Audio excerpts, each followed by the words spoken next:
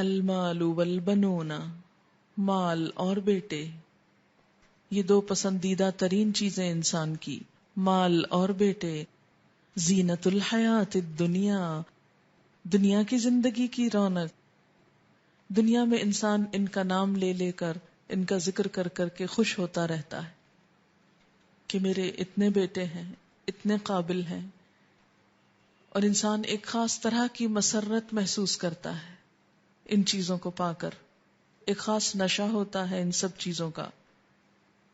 لیکن اللہ تعالی کے ہاں یوم لا ینفع مال ولا بنون، مال اور بیٹے کام نہ آئیں گے اس دن۔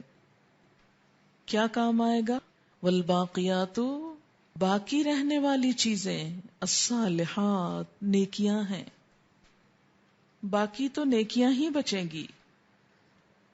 خیر عند ربک ثوابا، جو بہتر ہیں تیرے رب کے ہاں ثواب کے اعتبار سے، وخیر عملا، اور بہتر ہیں امید کے اعتبار سے۔ انہی سے اچھی توقع رکھی جا سکتی ہے، نہ بیٹوں سے اور نہ مال سے۔ وہ کبھی کسی کا سہارا نہیں بن سکتے، جبکہ دنیا میں ہم صرف انہی دو چیزوں کو سہارا سمجھتے ہیں۔ بینک بیلنس ہے، کوئی فکر نہیں، بیٹے ہیں، کوئی فکر نہیں۔ لیکن اصل فکر کی چیز کیا ہے؟ اپنے لیے کچھ نیک کام کر لو۔ یہاں اصل میں بیٹوں اور مال کو کنڈیم نہیں کیا جا رہا، صرف یہ احساس دلایا جا رہا ہے کہ ان پہ ڈپینڈ نہ کرو، ان کی وجہ سے فخر اور تکبر میں مبتلا نہ ہو، ان کی وجہ سے خود کو بڑی چیز نہ سمجھو، ان پہ بھروسہ نہ کرو۔ المال والبنون، یہ صرف کیا ہے؟ زینت الحیات الدنیا، دنیا کی رونق ہے۔ والباقیات، اور جو چیز تمہارے ساتھ جائے گی، جیسے حدیث میں آتا ہے نا، انسان جب فوت ہو جاتا ہے تو اس کے جنازے کے ساتھ تین چیزیں جاتی، مال، اولاد اور نیکیاں۔ دو چیزیں واپس آ جاتی، مال اور اولاد، اور باقی کیا ساتھ رہ جاتا ہے؟ نیکیاں۔ خیر عند ربک، تیرے رب کو بھی یہی پسند ہے، کیونکہ مال اور بیٹے تو اس نے خود دیے، نیکیاں انسان کرتا ہے، لہذا ثواب بھی تیرے رب کے ہاں نیکیوں ہی کا ہے، مال اور بیٹوں پہ ثواب وہاں نہیں کچھ ملے گا۔ وخیر عملا، اور انہی نیکیوں سے اچھی امید رکھو، مال اور اولاد سے زیادہ امیدیں وابستہ نہ کرو۔ ان دونوں سے تو فیض اسی وقت پہنچتا ہے جب اللہ چاہتا ہے۔ اب آپ دیکھیں کہ مال اور اولاد ہر شخص کے بس میں نہیں کہ کما سکے، نہ آپ کا مال آپ کے ہاتھ میں ہے کہ جتنا آپ چاہیں کما لیں، اور نہ ہی بیٹے آپ کے بس میں ہیں کہ ان کو حاصل کر سکیں۔ لیکن ایک چیز جس کے لیے سب کے لیے اوپن چوائس ہے، کھلا میدان ہے، اور وہ کیا؟ نیک کام، جتنے چاہو کرو۔ اس لیے مایوسی کی کیا بات ہے؟ اگر دنیا میں مال نہیں ملا، یا اولاد نہیں، یا بیٹے نہیں، تو روتے کڑتے زندگی بسر کر دو گے۔ اور آپ دیکھیں کتنے افسوس کی بات ہے نا، کہ ہماری میل ملاقاتوں میں جب ہم ملتے ہیں تو کسی سے یہ نہیں پوچھتے کہ بھئی آج کل کون سا اچھا پروجیکٹ کر رہے ہو، کون سے نیکی کے کاموں میں انوالوڈ ہو۔ یہ پوچھتے ہیں بچے کتنے ہیں، اور وہ کیا پڑھ رہے ہیں، کہاں جاتے ہیں۔ ہو سکتا ہے لوگ محبت میں ہی پوچھتے ہوں، لیکن جب بہت ہی ڈیٹیل میں پوچھتے ہیں تو بعض اوقات سکھ ہو جاتا ہے انسان یہ بات کر کر کے کہ اس بات کا اینڈ کیا ہے۔ اچھا بچے کتنے؟ بھی اتنے ہیں۔ پھر اگلا سوال یہ کیا عمر ہے؟ یہ عمر ہے۔ بڑا کتنا ہے، چھوٹا کتنا ہے؟ شاید اس سے اپنی عمر پوچھتے ہوں گے کہ یہ خود کتنی ہے۔ پھر اس کے بعد یہ کہ کس کس کلاس میں پڑھتے ہیں، پھر یہ کہ کس اسکول میں پڑھتے ہیں، پھر یہ کہ گریڈز کیسے ہوتے ہیں۔ لامتناہی ہی انٹرویو جس کا حاصل اور نتیجہ کچھ بھی نہیں۔ کوئی نہیں پوچھتا کہ دین کے کام کے لیے کیا کوششیں جاری ہیں، اور مزید اور کیا کرنا ہے، اور ہمیں بھی کچھ کرنے کا طریقہ بتائیں۔ یہ سوال کم لوگوں کا ہوتا ہے۔ اچھا آپ دیکھیں کہ کبھی بھی کسی کے بھی معاملات میں بہت زیادہ دخل اچھا نہیں ہوتا، کہ کسی سے بھی آپ بچوں کی ایسی تفصیلات پوچھیں کہ وہ معلوم نہیں کہاں سے زخم خوردہ ہے، کہ آپ اپنی کیوریاسٹی میں اس کو پریشان کر کے رکھ دیں. لیکن ہمارے ہاں عموماً کہیں بھی ملاقات ہو تو لوگوں کے پاس سیدھی لسٹ یہی ہوتی ہے سوالوں کی. حالانکہ گفتگو کے کئی موضوعات ہو سکتے ہیں, کئی چیزیں ہو سکتی. میری ایک اسٹوڈنٹ آئی پڑھنے کے لیے امریکہ سے کچھ عرصہ پہلے. پہلا ہی ان کا دن تھا تو ایسا ہوتا کہ شروع میں جیسے ابھی پڑھائی شروع نہیں ہوتی تو میں نے ان کو کہا میں کہیں جا رہی ہوں درس پہ تو آپ چلے میرے ساتھ. میں ان کو لے گئی. ظاہر درس میں ہر طرح کے لوگ ہوتے ہیں تو انسان نئے لوگوں سے ملتا تعارف کرتا ہے. اتفاق سے ان کے بچے نہیں تھے. اب ہوا یہ کہ جو ان سے ملے, اچھا آپ کے بچے کتنے؟ جتنے لوگوں نے ان سے سوال کیا اس میں یہی سوال. جب وہ واپس آئی تو لٹرلی رونے والی تھی. کہتے کہ پاکستانی کلچر میں بچوں کے سوا اور کوئی سوال نہیں, کیا اس کے سوا کوئی بات نہیں پوچھنے کی؟ یہ کیوں نہیں پوچھتے کہ تم اتنے ہزاروں میل کا سفر طے کر کے یہاں آئی ہو, کیا چیز تم کو لائی, کیا سیکھو گی, کیا کورس ہے, کیا پڑھو گی؟ ہر کوئی مجھ سے یہی پوچھ رہا ہے کہ بچے کتنے ہیں تمہارے, کیا واقعی بچے یہاں بہت اہمیت کے حامل ہیں؟ تو بات یہ ہے کہ اکثر ہم غور نہیں کرتے کہ ہم دوسرے سے جو معلومات لے رہے ہیں یا جو دوسرے کا تعارف حاصل کر رہے ہیں اس کا مقصد کیا ہے, اس سے کیا جانچنا مقصود ہے. اور اس کے بعد انہوں نے کہا کہ پلیز مجھے معاف کر دیجئے, میں آئندہ آپ کے ساتھ کسی ایسی جگہ نہیں جانے والی. اب آپ دیکھیں کہ بعض اوقات ایسی چیزیں دینی مجلسوں میں جب ہوں تو وہ لوگوں کو بھگانے کا سبب بھی بن جاتی. اب دیکھیں کہ عام طور پر کیا ہوتا ہے, عام طور پر یہ ہوتا ہے کہ جب انسان بہت چوٹ کھائے ہوئے ہوتا ہے نا تو وہ کسی ایسی مجلس میں آتا ہے کہ ذرا اس کو سکون ملے, اللہ کا کلام اور اللہ کا ذکر اس کے دل پہ مرہم رکھتا ہے. لیکن اگر آنے والوں کے پیچھے انسان پڑ جائے ہاتھ دھو کے ان کے انٹرویو کرنے اور ان کی ساری نسلوں کو پرکھنے, تو یہ بسا اوقات دین سے بھگانے کا ذریعہ بن جاتا ہے. آپ پوچھیں, معلومات حاصل کریں, مگر ایک لمٹ کی حد تک, اور پھر دوسرے کے مزاج سے بھی سمجھیں کہ کسی دوسرے کی دلچسپی یہ موضوع نہیں ہے, اس کو اس موضوع سے کچھ زیادہ انٹرسٹ نہیں ہے. یا پھر باتیں کیا ہوتی ہیں, بزنس کی باتیں, جاب کی باتیں, اس گریڈ کی اس گریڈ کی. فرمایا المال والبنون زینت الحیات الدنیا. اور یہ انسان کے بس میں نہیں ہوتا کہ اپنا مال بڑھا سکے یا اپنی مرضی کے بچے پیدا کر سکے. اور پھر کمنٹ کرنے لگتے ہیں, اچھا آپ کے بچے تو آپ سے ملتے ہی نہیں, ہاں, یا آپ کے بچے تو ایسے ہیں یا ویسے ہیں, اور دل جلانے کی باتیں. اچھا اب آپ دیکھیں کہ ایک بچے میں اور ایک بوڑھے میں کیا کمپیریزن آپ کر رہے ہیں. یعنی بسا اوقات ماؤں کے ساتھ بچوں کو کمپیئر کیا جا رہا تھا, ماں تو ایسی ہے بچہ ایسا. بھئی ماں تو ماں ہو گئی اور یہ بھی بچہ ہے. تو بات یہ ہے کہ بسا اوقات انسان اپنا مال کمانے پہ قادر نہیں ہوتا, 100 کوششوں میں 99 ناکام ہو سکتی. اب آپ کے مطلوب کا مال نہیں ہے اس کے پاس, کیا پوچھتے اس سے؟ یا پھر آپ کی پسند کے بچے نہیں ہیں اس کے پاس, کیا پوچھو گے اس سے؟ کس طرح وہ آپ کو خوش کرے؟ ہاں ایک چیز ہے جس کے لیے انسان کے لیے میدان کھلا رکھا گیا, آؤ دوڑو, فاستبقوا الخیرات, دوڑ لگاؤ نیکیوں میں, یہ ہے میدان, یہ کما سکتے ہو, یہ ہر شخص کے بس میں.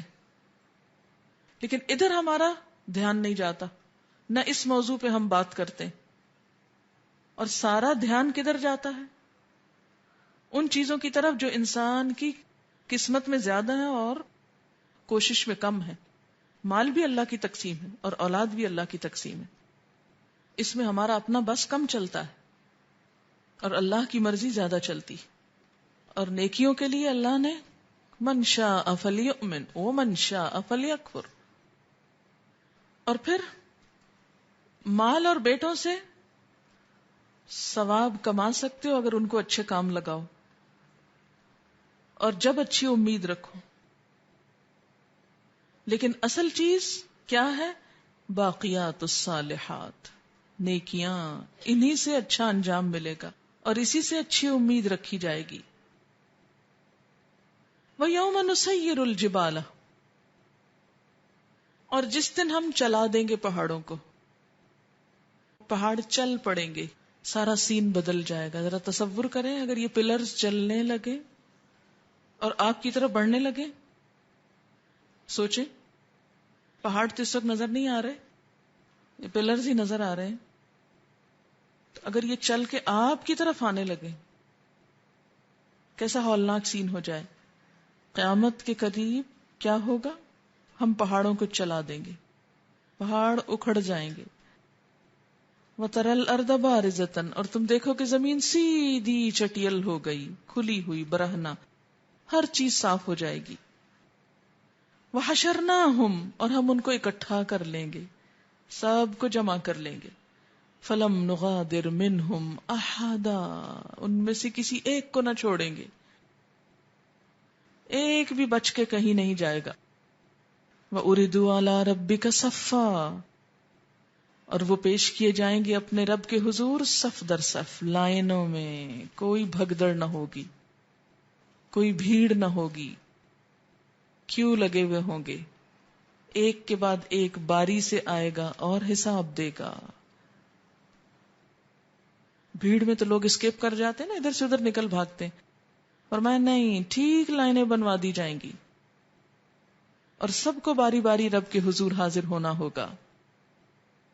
اس وقت کہا جائے گا لَقَدْ جِئْتُمُونَا، آ گئے نا ہمارے پاس، بھاگتے تھے، ہمارا نام نہ سننا چاہتے تھے، ہماری بات نہ کرنا چاہتے تھے، ہمارے آگے جھکنا نہ چاہتے تھے، ہمارا ذکر نہ کرنا چاہتے تھے. آ گئے نا، یہی آنا تھا، پہنچ گئے نا اپنی اصلی جگہ. اور ایسے ہی پہنچے کما خلقناکم اول مرہ، جس طرح ہم نے تم کو پہلی بار پیدا کیا تھا. انسان دنیا میں اکیلے آتا ہے، اکیلے جاتا ہے، کوئی نہیں ساتھ جاتا. گھر جا کے آج سب سے پوچھیں چلیں گے ساتھ جب واپسی ہے؟ کوئی نہیں جائے گا. عزیز ترین دوست بھی نہیں جائیں گے، شوہر بھی نہیں ساتھ جائے گا، بہن بھائی بھی نہیں جائیں گے، ماں باپ بھی نہیں جائیں گے، بچے بھی نہیں جائیں گے، اکیلے چھوڑ کے آ جاتے ہیں. کما خلقناکم اول مرہ بل زعمتم، بلکہ تم نے گمان کر رکھا تھا، تم سمجھتے تھے، تمہارا دعویٰ تھا، أَلَّن نَّجْعَلَ لَكُم مَّوْعِدًا، کہ ہم نے تمہارے لیے وعدے کا کوئی وقت ہی نہیں رکھا. تم تو سمجھتے تھے کہ ہم نے تمہارے لیے کوئی مقرر وقت ہی نہیں رکھا واپس آنے کا. ہے ہمارے ذہن میں کوئی مقرر وقت کہ جانا ہے، فلاں دن جانا ہے اور فلاں دن رب سے جا کے ملنا ہے؟ سوچتے ہی نہیں. فَوُضِعَ الْكِتَابُ، اور رکھ دی جائے گی کتاب. وَوُضِعَ الْكِتَابُ، کون سی کتاب؟ اعمال نامہ. آ گئے، کیا لائے؟ باقیات کیا ہیں؟ اعمال نامہ اب سامنے رکھ دیا جائے گا. فَتَرَى الْمُجْرِمِينَ، تو تم دیکھو گے مجرموں کو، مشفقین، ڈر رہے ہوں گے. کس سے؟ اپنے پرچوں سے. مما فیہ، اس سے جو اس میں لکھا ہوا ہوگا، اپنی اپنی کتاب سے ڈر رہے ہوں گے. وَيَقُولُونَ، اور کہیں گے، یا ویلتنا، ہائے ہماری کم بختی، ہائے افسوس ہم پر. ما لہذا الکتاب، اس کتاب کو کیا ہو گیا؟ ہائے افسوس، یہ کیسی کتاب ہے؟ ہائے ہماری کم بختی، یہ کیا لکھا ہوا ہے؟ لا یغادر صغیرۃ ولا کبیرۃ، اس نے نہ کوئی چھوٹی چیز چھوڑی اور نہ کوئی بڑی چھوڑی. الا احصاها، مگر اس کو شمار کر لیا، گن کے رکھا، گن کے رکھا. یہ ایک بہت ہی ڈرا دینے والی بات ہے کہ اعمال نامے میں چیزیں گنی جائیں گی. یعنی صرف ڈسکرپشن نہیں ہوگی کہ یہ صبح سے شام تک اس نے یہ کیا یہ کیا، بلکہ اس میں جو کیا وہ بھی گنا ہوا ہوگا. آپ یوں سمجھیں کہ ہر روز ہماری زندگی ساری کیا ہے، اور ہے حقیقت میں ایک کتاب. قیامت کے دن ہماری پوری زندگی کا نچوڑ کس میں ہوگا؟ ایک کتاب میں، جسے یہاں الکتاب کہا گیا. وَوُضِعَ الْكِتَابُ، تو ہماری زندگی دراصل ایک کتاب ہے، اور ہر روز ہم ایک صفحہ الٹتے ہیں اس کتاب کا. جیسے ایک ڈائری ہوتی ہے نا، روزانہ کی ڈائری آپ لکھتے ہیں، آج میں نے یہ کیا، یہاں گیا وہاں گیا. یا کچھ لوگ سفر نامے لکھتے ہیں، یا کچھ لوگ آپ بیتی لکھتے ہیں. تو وہ آپ بیتی تو ایک مخصوص واقعے کی ہو سکتی ہے، لیکن یہاں ہر روز کی آپ بیتی لکھی جا رہی ہے، ہر روز کی کہانی لکھی جا رہی، اور صرف لکھی نہیں جا رہی، and of the day calculation ہوتی ہے، پروسیسنگ ہوتی ہے. آج کے دن میں کتنے جھوٹ بولے، کتنی نمازیں پڑھی، کتنے مذاق اڑائے، کتنی دفعہ اللہ کو یاد کیا، کتنی دفعہ آج سبحان اللہ کہا، 100 ٹائمز یا 101 ٹائم، گن گن کے رکھا ہوگا. اس کے بارے میں کسی نے اپنا تاثر لکھا تھا، وہ آپ کو پڑھ کر سناتی ہوں، جس سے اس کی تفسیر بہت اچھی طرح سمجھ میں آتی ہے. اس آیت کی، کچھ ہوش اور کچھ نیند کے درمیان کا عالم ہے. میں اپنے آپ کو ایک کمرے میں پاتی ہوں، اس کمرے میں اس کے علاوہ اور کوئی خاص بات نہیں کہ وہاں ایک دیوار کے ساتھ بہت سی فائلز انڈیکس کارڈز کے ساتھ موجود تھیں. یہ کمرہ ایک لائبریری کی طرح تھا کہ جس طرح الفابیٹیکل آرڈر میں کتابوں کے نام یا ان کے مصنفین کے نام موجود ہوتے ہیں، لیکن ان فائلز کی نوعیت کچھ فرق سی محسوس ہوتی تھی، جو کہ فرش سے چھت تک بھری ہوئی تھی، اور ان کے سب عنوانات، سبجیکٹس مختلف تھے. میں فائلز کے نزدیک ہوئی تو سب سے پہلے جس فائل نے میری توجہ مبذول کی، اس کا عنوان تھا لوگ جنہیں میں نے پسند کیا. میں نے اس فائل کو کھول کر کارڈز پلٹنے شروع کیے. میں نے اسے جلد ہی بند کر دیا، اور پھر مجھے کسی کے بتائے بغیر علم ہو گیا کہ میں کہاں ہوں. یہ بے جان کمرہ جو فائل کا ایک انبار لیے ہوئے تھا، تو دراصل اس کا کیٹلاگ سسٹم میری زندگی کی کہانی تھا. ہر لمحے کا حساب لکھا ہوا تھا، خواہ وہ چھوٹا تھا یا بڑا، اتنا تفصیلی کہ میری یادداشت بھی کام نہ کرتی تھی کہ واقعی یہ سب کچھ میں نے ہی کیا تھا. حیرت اور تجسس کے احساسات کے ساتھ ایک ڈر کی کیفیت میں نے ان فائلز کو کھولنا شروع کر دیا، اس کے مدرجات کا جائزہ لیا، جو کچھ اس کے اندر تھا اس کو دیکھنا شروع کیا. کچھ اچھی یادیں اور کچھ خوشی کی گھڑیاں یاد آئیں، جبکہ کچھ چیزوں سے مجھے اس قدر ندامت اور شرم محسوس ہوئی کہ میں نے ارد گرد دیکھا کہ کوئی مجھے دیکھ تو نہیں رہا. ایک فائل پہ لکھا ہوا تھا دوست جن کو میں نے دھوکہ دیا، اور عنوانات کچھ اس نوعیت کے تھے: وہ کتابیں جو میں نے پڑھی، جھوٹ جو میں نے بولے، آرام جو میں نے کسی کو دیا، لطیفے جن پر میں ہنسی. یہ تمام چیزیں مجھے محسوس ہو رہی تھی. دوسرے ٹاپکس ایسے تھے جن پر میں ہنس نہ سکی، مثلاً ایسے کام جو مجھ سے غصے کی حالت میں ہوئے، وہ باتیں جن پر میں بہن بھائیوں پر چلائی، وہ لمحات جب میں والدین پر زیر لب بڑبڑائی. ان چیزوں کو دیکھ کر میری حیرانگی اور شرمندگی بڑھتی گئی. میری امید کے خلاف وہاں بہت سے اور بھی کارڈ تھے، اور کسی خاص عنوان کے تحت میری امیدوں کے خلاف بہت کم بھی تھے. میں ان محسوسات سے اس وقت مغلوب تھی. کیا یہ ممکن تھا کہ میں اپنی 30 سالہ زندگی میں اتنے ہزاروں بلکہ لاکھوں کارڈز کی تحریر کا سبب بنی؟ لیکن ہر کارڈ نے اس خدشے کو سچا کر دکھایا. ہر کارڈ نہ صرف میری اپنی تحریر تھا بلکہ اس پہ میرے دستخط بھی تھے. جب میں نے فائل کھولی جس کا عنوان تھا گانے جو میں نے سنے، تو وہ بہت بڑی فائل تھی. تمام کارڈز انتہائی مضبوطی سے پیکڈ تھے اور یہ فہرست 2 سے 3 گز طویل تھی. اس فہرست کا کوئی کنارہ نہ تھا. میں نے اس کو بند کر دیا.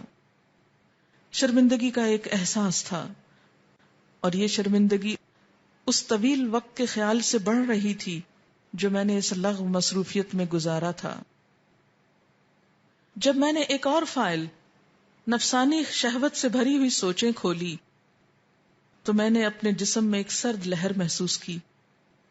میں نے ڈرتے ڈرتے فائل اپنی طرف 1 انچ سرکائی. میں اس کا سائز نہیں جاننا چاہتی تھی اور اس میں سے ایک کارڈ نکال لیا. میں اس کے طویل مندرجات دیکھ کر پانی پانی ہو گئی. میں یہ سوچ کر کہ کیا ایسے لمحے بھی ریکارڈ ہو گئے، لرز کر رہ گئی. ایک حیوانی سوچ نے گویا مجھ کو مغلوب کر دیا. کسی کو یہ کارڈ دیکھنے نہیں چاہیے، کسی کو یہ کمرہ بھی نہیں پتا چلنا چاہیے. مجھے یہ سب کچھ تباہ کرنا ہے. ایک مجنونانہ وحشت سے میں نے فائل کو کھینچنا شروع کیا. اب اس کی سائز کی مجھے فکر نہ تھی. مجھے یہ فائلز خالی کر کے کارڈ جلانے تھے.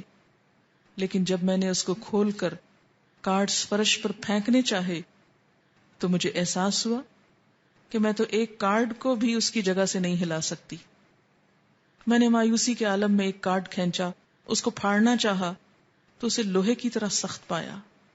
شکست خوردہ مایوس حالت میں نے اس فائل کو اسی جگہ واپس رکھ دیا اور اپنے ماتھے کو دیوار پر ٹیک کر ٹھنڈی سانس لی. ایک اور عنوان، وہ لوگ جنہیں میں نے اللہ کے بارے میں پڑھایا. اس کا دستہ باقی تمام سے زیادہ روشن اور چمکدار تھا. بالکل نیا لگتا تھا، جیسے استعمال ہی نہیں ہوا. میں نے اس کا ہینڈل کھینچا. چھوٹا سا ڈبہ، کوئی 3 انچ سے زیادہ بڑا نہ ہوگا، میرے ہاتھوں میں آ گرا. یہ مٹھی بھر کارڈ میں گن سکتی تھی. اس کے بعد آنسو رواں ہو گئے. میں نے رونا شروع کر دیا. سسکیاں اس قدر گہری تھیں کہ میرے پیٹ میں درد پڑ گیا اور میں پوری کی پوری ہل گئی، اپنے گھٹنوں پر گر پڑی اور روتی رہی. میں شرمندگی کے مارے رو رہی تھی، اس تمام کی ناقابل برداشت ندامت سے. خانوں میں پڑی ہوئی فائلوں کی لائنیں میرے آنسوؤں سے بھری آنکھوں کے سامنے گھومنے لگیں. کسی کو کبھی بھی اس کمرے کے بارے میں پتا نہیں چلنا چاہیے. مجھے اس کو بند کر کے چابی کہیں چھپا دینی چاہیے. وَوُضِعَ الْكِتَابُ، چھپائی تو نہ جا سکے گی، وہ تو سامنے لا کے رکھ دی جائے گی. فَتَرَى الْمُجْرِمِينَ مُشْفِقِينَ مِمَّا فِيهِ، تم دیکھو گے کہ مجرم ڈر رہے ہوں گے اس کے اندراجات سے، اس کے کانٹینٹ سے. وَيَقُولُونَ، اور کہیں گے، یا ویلتنا، ہائے خرابی ہماری، ما لہذا الکتاب، اس کتاب کو کیا ہو گیا، لا یغادر صغیرۃ ولا کبیرۃ، اس نے نہ کوئی چھوٹی بات چھوڑی اور نہ بڑی، ایک ایک لمحے کو ریکارڈ کر گئی، اس کو گن گن کے رکھا. ووجدوا ما عملوا حاضرا، اور جو انہوں نے عمل کیا ہوگا اس کو حاضر پائیں گے، اپنے پاس پائیں گے. ولا یظلم ربک احدا، اور تیرا رب کسی ایک پر بھی ظلم نہ کرے گا کیونکہ وہ ظالم نہیں، ہر ایک کو اس کا کیا ملے گا. ووجدوا ما عملوا حاضرا، کیا لفظی معنی ہے اس کا؟ لفظی ترجمہ کریں اس کا. اور وہ پا لیں گے کیا؟ جو انہوں نے عمل کیے. کیسے؟ حاضر. تو حاضر کیا پائیں گے؟ کون سی چیز ان کے سامنے حاضر ہوگی؟ ان کے اعمال حاضر ہوں گے، یعنی ان کو ان کے عمل دکھائی دیں گے. عام طور پر ہم یہ سمجھتے ہیں نا کہ عمل کا صلہ ہوگا، ثواب ہوگا، بدلہ ہوگا. ایسا بھی ہوگا، ثواب تو ہوگا، بدلہ ہوگا، لیکن بعض عمل جیسے کیے ہوں گے ویسے ہی سامنے آئیں گے، یا جیسا عمل ہوگا اس سے ملتا جلتا بدلہ سامنے آئے گا. مثلا اس کی مثالیں جیسے کہ مسند احمد کی ایک حدیث میں آتا ہے کہ جو شخص قرآن پڑھتا ہے تو یہ قرآن قبر میں اس کے سامنے یا اس کے پاس خوش شکل انسان کی شکل میں اس کے ساتھ ہوگا، اور وہ اس کو کیا بتائے گا کہ میں قرآن ہوں، تیرا دوست ہوں، تو نے دنیا میں مجھے دوست بنایا تھا، آج میں اس دوستی کا حق ادا کرنے آیا. یہ تو پھر ہم سب کو خود ہی پتا ہے نا کہ ہم نے کتنا دوست بنایا اس کو، کتنا وقت اس کے ساتھ گزارتے ہیں اور کتنی خوشی سے گزارتے ہیں، کتنے شوق سے اس سے ملاقات کرتے ہیں. پھر اسی طرح زکوٰۃ نہ دینے والے کے بارے میں حدیث آتی ہے کہ جو شخص اپنے مال کی زکوٰۃ نہیں دیتا تو وہ مال، وہ خزانہ گنج ناگ یعنی سانپ کی شکل میں حشر کے میدان میں انسان کو آ کے لپٹ جائے گا، اس کے گلے میں لٹک جائے گا اور پھن پھیلا کے اس کے سامنے آ کے کہے گا انا کنزو کا انا مالو کا، میں تیرا خزانہ ہوں، میں تیرا مال ہوں، اور اس کے جبڑوں پہ کاٹے گا، جبڑے دانت جس میں جڑے ہوئے ہوتے ہیں، اس کا ہاتھ چبا ڈالے گا. اچھا، اسی طرح کچھ نیک اعمال، مثلا قربانی کے جانور پل صراط پر انسان کی سواری بنیں گے. ایسے ہی قرآن پاک میں یتیم کے مال کے بارے میں آتا ہے کہ جو لوگ یتیم کا مال کھا رہے ہیں وہ اپنے پیٹ میں آگ بھر رہے ہیں، تو وہ مال آگ کے انگارے بن جائے گا. انما یأکلون فی بطونہم نارا. اسی طرح چغل خور کی سزا کیا بتائی گئی ہے کہ اس کے منہ میں آگ کی لگام ہوگی. ہر چغلیاں کر کر کے دوسروں کی تعلقات خراب کرتا ہے، ایک دوسرے کے بارے میں بدگمان کرتا ہے، ایسا شخص کنٹرول نہیں ہوتا نا کسی سے، تو قیامت کے دن آگ کی لگام سے اس کو پکڑ کے کھینچا جائے گا. اسی طرح جیسے کوئی فوت ہو جاتا ہے گھر میں تو نوحہ کرنے والی کے اوپر کیا کہا گیا، اور کھجلی کا کرتا اس کے بارے میں آتا ہے. طبرانی میں ہے کہ غزوہ حنین سے فارغ ہو کر ہم چلے، ایک میدان میں رکے، نبی صلی اللہ علیہ وسلم نے ہم سے فرمایا جاؤ، جیسے کوئی لکڑی، کوڑا، کوئی چیز مل جائے لے آؤ. ہم سب ادھر ادھر ہو گئے، لکڑیاں، چھال، پتے، کانٹے، درخت، جھاڑ جھنکار جو ہمیں ملا ہم اٹھا لائے. ڈھیر لگ گیا. جنگل میں اگر کوئی درخت نہ ہو یا درخت کاٹنے کی اجازت نہ ہو اور آپ کو آگ جلانا ہو تو عموماً کیا کرتے ہیں، جھاڑ جھنکار جو کچھ ملے، لکڑی کے ٹکڑے، پتے، کانٹے، سب اٹھا کے ان کو اکٹھا کر کے جلا لیا. آپ نے فرمایا اس ڈھیر کو دیکھ رہے ہو، اسی طرح گناہ جمع ہو کر ڈھیر لگ جاتا ہے. یعنی کہنے کو کیا تھا، وہ بکھرے ہوئے پتے تھے یا کانٹے تھے یا ٹوٹی ہوئی کوئی لکڑی تھی جن کی الگ الگ کوئی ویلیو نہیں ہوتی. اگر آپ ان پتوں کو بیچنے جائیں تو کوئی خریدے گا نہیں آپ سے، ان کانٹوں کو اگر آپ کسی کو مفت بھی دیں تو کوئی نہیں لے گا. لیکن سب صحابہ کرام جا کے کانٹے، پتے، جھاڑ جھنکار، چھال کسی درخت کی، لکڑی، کچھ چھوٹی موٹی تنکے چن کے لے آئے اور وہ سب ڈھیر بن گیا. اور پھر کیا ہوا، اس سے آگ جلائی گئی. آپ نے فرمایا کہ چھوٹے بڑے گناہوں سے بچو، سب لکھے جا رہے ہیں، سب شمار کیے جا رہے ہیں. یعنی قیامت کے دن وہ کیا ہوگا، اسی طرح ڈھیر بن جائے گا اور اس سے آگ بھڑک اٹھے گی گناہوں کی. یعنی ٹوٹے پھوٹے چھوٹے موٹے گناہوں کا بھی ڈھیر لگ جاتا ہے جیسے آپ صلی اللہ علیہ وسلم نے شاید حضرت عائشہ سے کہا تھا کہ تم چھوٹے چھوٹے گناہوں سے بچتی رہو، کیونکہ وہ بڑے ہو کر انسان کی ہلاکت کا سبب بنتے ہیں. یعنی وہ اسی طرح ایک ڈھیر بن جاتا ہے کوڑے کرکٹ کا کہ جس کو جلایا جائے تو اچھے خاصے شعلے نکل آتے ہیں اور انسان کے جلانے کے لیے کافی ہو جاتے ہیں.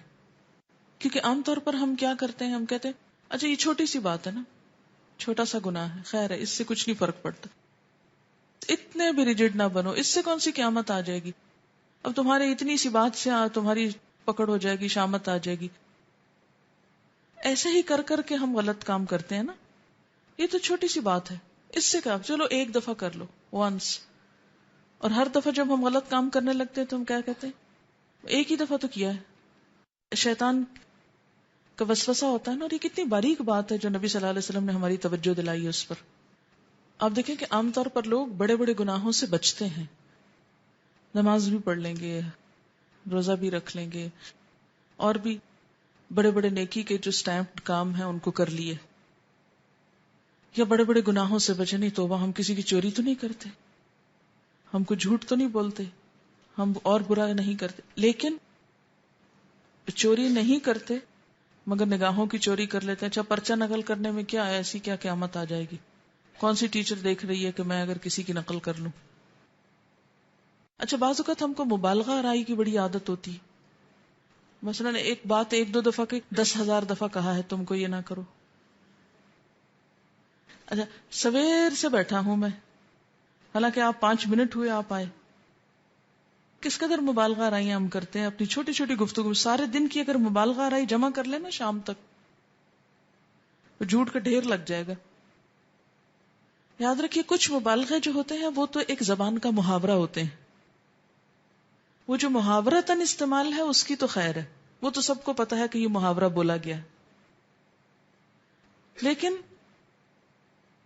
10 منٹ کو 10 گھنٹے بتانا ہر وقت، تو یہ ایک عادت ہو جاتی.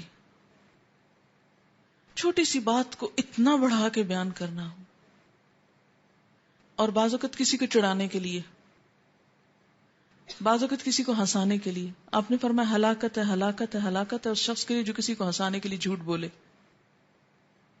یہ مومن کو تو کسی کے انٹرٹینمنٹ کے لیے بھی جھوٹ بولنے کی اجازت نہیں. ذرا سے کسی کی بات دیکھ لی، توبہ توبہ، کچھ نہ پوچھو کہ کیا ہوا، قیامت آ جائے گی. یہ انداز گفتگو ایک تو انسان کا وقار خراب کرتا ہے، اس کا اعتبار گنواتا ہے. دوسرا یہ کہ ایسا روز کرتے کرتے بالآخر جھوٹوں میں لکھا جاتا ہے انسان. یعنی مبالغہ آرائی کان امرہ فروتا ہوئے نہیں آنا چاہیے. پھر ہے اس کا معاملہ حد سے بڑا ہوا. اچھا کسی نے کہا میرا خیال ہے کہ یہ بات ایسے ہے، وہ میرے خیال کو omit کر دیا اور اس بات کو ایز اٹ از لے کے آگے بیان کرنا شروع کر دیا، ایک حقیقت یا یقین بنا کے.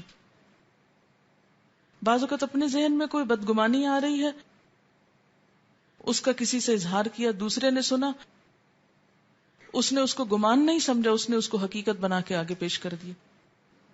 اچھا افواہوں کے بارے میں کیا آتا ہے، آپ صلی اللہ علیہ وسلم نے کیا بتایا سنی سنائی باتوں کے بارے میں؟ کہ انسان کہتے میں نے سنا ہے. اچھا کیا ہوتا ہے، کس سے سنا ہے، اس سے. اچھا بھی تم نے کس سے سنا، فلانے سے. فلانے تک پہنچے تو کہ پتہ نہیں کوئی کہہ رہا تھا مجھے اب یہ نہیں پتا. تو آپ نے فرمایا یہ شیطان ہوتا ہے.